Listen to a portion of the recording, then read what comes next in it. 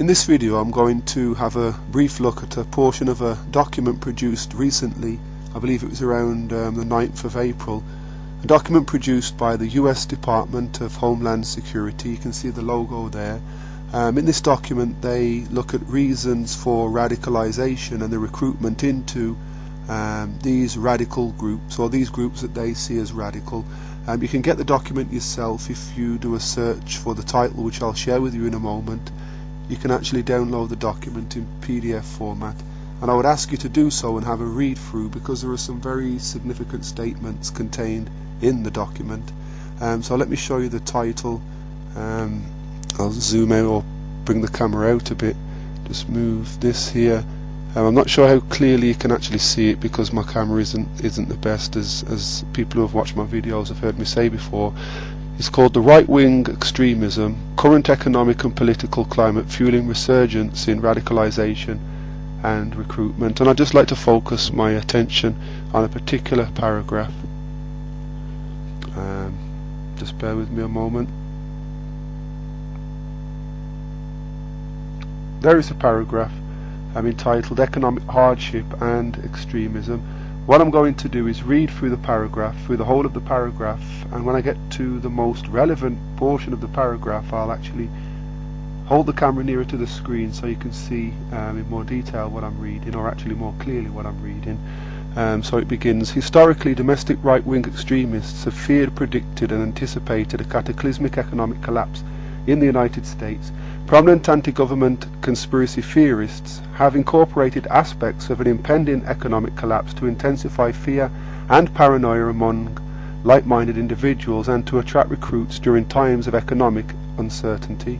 Conspiracy theories involving declarations of martial law, impending civil strife or racial conflict, suspension of the US Constitution, and the creation of citizen detention camps often incorporate aspects of a failed economy.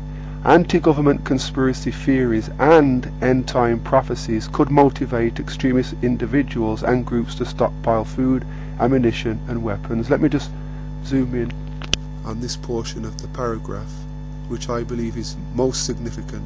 Anti-government conspiracy theories, and you can see in speech marks there, end times prophecies. Now it goes on to say, these teachings also have been linked with the radicalization of domestic extremist individuals and groups in the past, such as violent Christian identity organizations and extremist members of the militia movement. Now to me this is very significant. The end time prophecies contained in the books of Daniel and the Revelation highlight that certain things will transpire, and these things will have a connection to some kind of economic collapse, some kind of event that will give the powers that be such a control over the economy that they will be able to take the right to buy and sell away from anyone who stands up against the anti-biblical laws that they put in place. And you can see now that they are saying that if you teach end-time prophecies, or if you present end-time prophecies, you're basically looking to radicalize people against the governments of the world.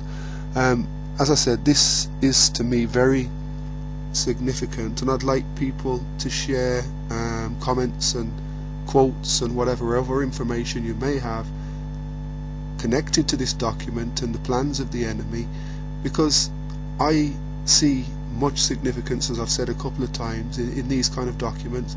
These documents point me toward the fact that the end is well and truly nigh, and we need to sanctify ourselves and surrender all to the Most High, that we might not be found wanting when the laws begin to be made that blatantly contradict the laws contained in the scripture. So thanks for watching. Please feel free to comment, rebuke and reprove in love, and pray for me as I pray for you. And we especially need prayer in this time in Earth's history.